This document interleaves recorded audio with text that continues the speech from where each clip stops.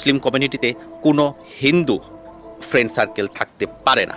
খুব সুপরিকল্পিতভাবে তারা মুসলিম মেয়েদেরকে টার্গেট করেছে।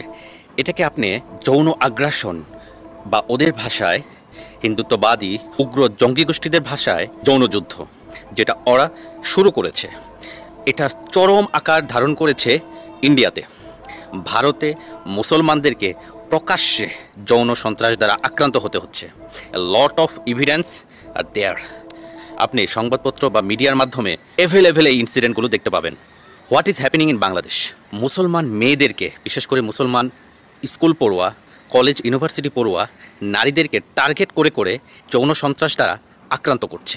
রিসেন্ট ইনসিডেন্টগুলো আপনারা দেখতে পাচ্ছেন, একটার পর একটা ঘটে যাচ্ছে। আমরা মুসলিম কমিউনিটিতে যারা বসবাস করি সচেতন এই ব্যাপারে।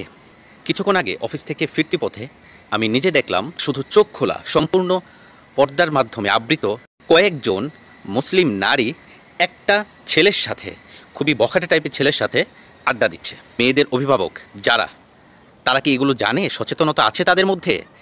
সম্ভাব্য র্যাপের ইনসিডেন্ট ঘটে যেতে পারে। Be aware.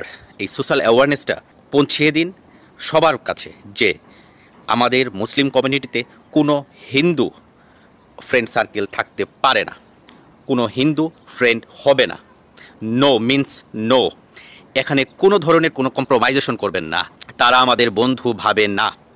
মনে রাখবেন, আপনি যখনই উদারতা দেখাতে যাবেন, আপনি যখনই তাদের প্রতি সহমর্মিতা দেখাতে যাবেন, তারা সেই সুযোগটা নিয়েই আপনার সর্বনাশ করবে।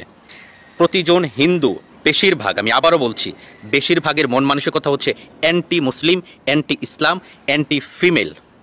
তারা যে যুদ্ধ শুরু করেছে, এই সর্বনাশা যুদ্ধে আমরা কখনোই তাদেরকে জয়ী হতে দিব না।